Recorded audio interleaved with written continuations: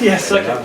Judith, in this light, it's a little difficult to see, but she actually has a halo. She is the patron saint of expats in Kyoto. And we're privileged to have her. Thank you so much. Thank you so much. I'd like to do a coda to Charles's little talk just now, because a friend of mine came to study.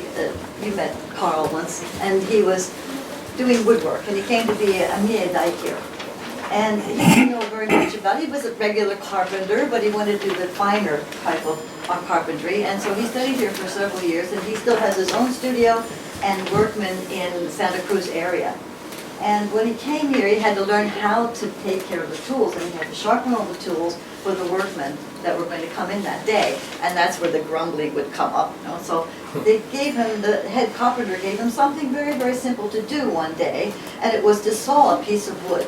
And he spent the whole day sawing it, and still really just couldn't get through that piece of wood. And when the sensei came back, Carl said, I think there's something wrong with the saw. Can't get through this piece of wood. And so the sensei, well, let me see it. He picked it up and he said, nothing wrong with the saw.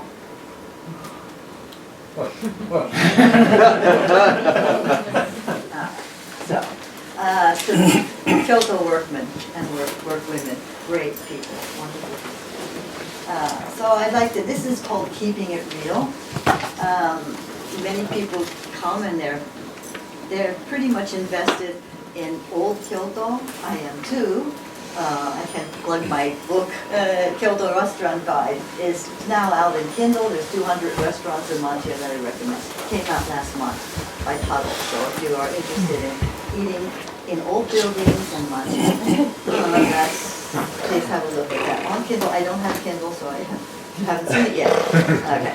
And this is called Keeping It Real, and I'll read it to keep it short, hopefully.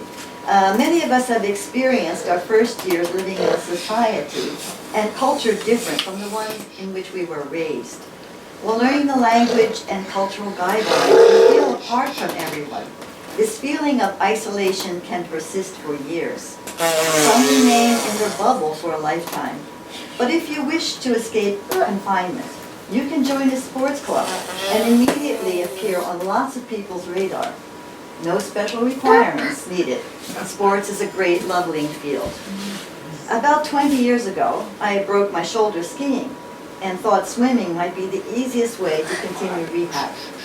You only get 10 post-surgical rehab sessions. Those weren't enough to allow me to lift my left arm, so I joined the Shibo Bye-Bye class, a weight reduction class for those who want to exercise away the kilos by raising and lowering a volleyball in the pool, among other activities. I was a little hesitant about joining, thinking I might be the oldest person in the pool. But a quick glance around my first week assured me that I was exactly in the right place. I might, at 55, even have been on the youngish side. I immediately got a partner, a 70-something fellow, who was delighted to pair with me. So I wasn't as age-conscious in the way I had expected. The young, exceedingly toned instructor on the poolside would ask us to wave at him, then point out the upraised, flabby arms before him.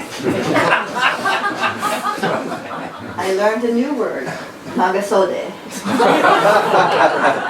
The swinging bits of our anatomy. From the very respectful, shy company I usually kept, it was a new experience having a very fit 20-something fellow staring at everyone's flab and grinning in a mischievous way. This was different. Fortunately, I couldn't raise my arm enough to notice. Eventually, pushing a volleyball up and down in the pool revived my arm muscles, and I can now swim with the next to best of them. Since getting older, I don't swim in the semi-fast lane, and I've had to switch to the slower lane. It has been a little embarrassing to acknowledge that I can no longer swim 1 kilo continuously. But the faster swimmers remember when I could, and occasionally allow me to join their lane when it is nearly empty and some really slow swimmer is in my lane. This is nice and I am grateful. After the pool comes the bath, which has its own special moments. When opening the door to the bathing area, the one entering the room usually nods to those in the tub at the end of the shower stalls as they walk toward the bath. Once, as I approached the tub after showering, a woman in the tub finally acknowledged me saying, "Ah, konbanwa. My eyes are getting bad, but I thought it was you from your shape." Oh dear. Another time, while I was changing my clothes, one woman glanced at my extended belly. I shrugged and said that I gained a lot of weight recently and I knew I should do something about it. But she cut me off saying, "That's all right. Your face is good and that's what counts."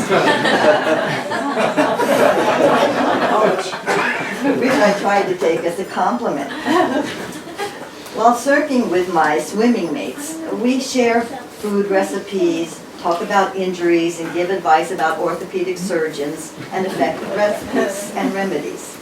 When faster swimmers suddenly join my slow lane, this merits comments such as, "What's wrong?" And then we hear about backaches and sore shoulders and commiserate. Since we all improve eventually, but our weekly appearances are remarkably reassuring. Maybe it's a kind of Japanese-style group therapy, and I love it. There are occasional embarrassing cross-cultural moments. Once, while I was in the shower stall, out of sight of the speaker, I heard someone say something about "that foreigner." And I stuck my head out and said, "Me?" Silence. And later, in the changing room, a much younger woman said she was sorry that she referred to me in that way, which was rude, wasn't it? And asked my name. I told her, and she told me her nickname. So now I just don't think of her as that skinny woman who gives me basil leaves. I had to laugh and reassure her that it was okay. I don't need to look in the mirror to know that I am aging. Recently, I couldn't remember the word that was a common winter ailment when feet got red and hands got red and swollen, and asked the woman in the bath what the word was. I kept thinking of yakishime, a term cottage use. A term cottage use when a pot comes out of the kiln and it's still too porous. Right?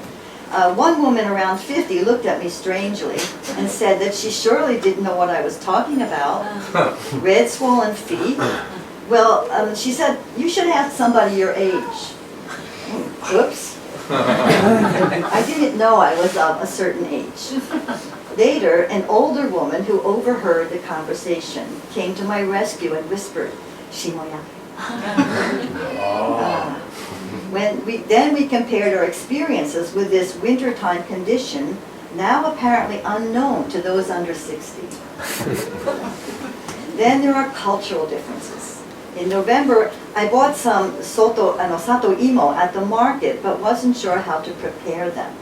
I asked one 50-ish woman how she cooked them, and she professed not to know what I was talking about and said, "You Kyoto people have food that is different from where I'm used to in Kyushu."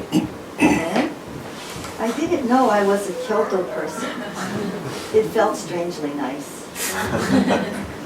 As many times as Japanese associates tell me that my Japanese is good, I come under a different scrutiny in the sports club.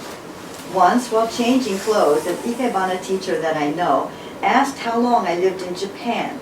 When I answered 50 years, she said, "That long and you still sound like an American?" I didn't know how to react. I know I'll never speak English like a native speaker. But then again, I enjoy charming accents of other friends who speak English as a second language, and lifted my head a little more on the way home. And now we have all heard about how shy Japanese are. But as my tummy expanded, one of my older friends gently patted my stomach as I was changing and asked if I had a lot of good things in there. Yes, I assured her, I do. Besides the great people who inform my life, at least sports life in Kyoto. I love the creativity pulsating through the city, its ateliers and galleries. I guide people, tourists, and one client asked me what brought me to Japan and kept me here.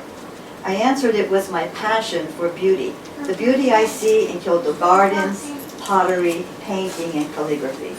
It has a magnetic pull on me that is still as strong and possibly even stronger after all these years.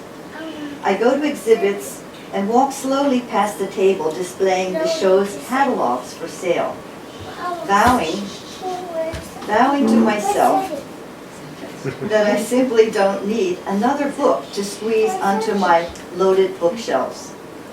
Then I weaken, and I tell myself that it is a slim volume and not expensive and purchase it. Later, when winnowing out some of the books in my house, I pull out that slim volume and open it wondering if I really need it. And within seconds, I am totally entranced with its contents and feeling a bit fluttery, looking at all the beautiful items pictured within. Yes, thank goodness for the posters in the city buses that proclaim, "Nihon ni Kyoto ga atta, yokatta." Thank you.